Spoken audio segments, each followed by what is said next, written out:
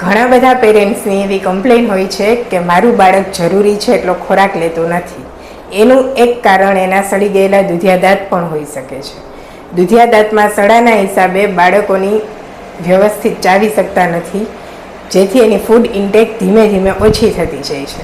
સામાન્ય રીતે લોકોમાં એવી માન્યતા છે કે દૂધિયા દાંત તો પડી જ જવાના છે, તો એની કાળજી રાખવી જરૂરી નથી, પરંતુ આ ખોટું છે.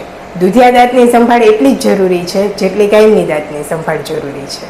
કારણ કે નંબર 1, દૂધિયા દાંત છે એ કાયમી દાંત માટે જડબામાં જગ્યા રોકી રાખે છે.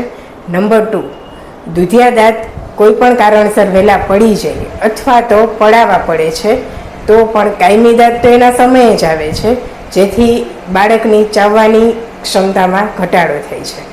નંબર 3, પ્રથમ કાયમી દાંત બાળકમાં 6 વર્ષની ઉંમરે ઉગે છે.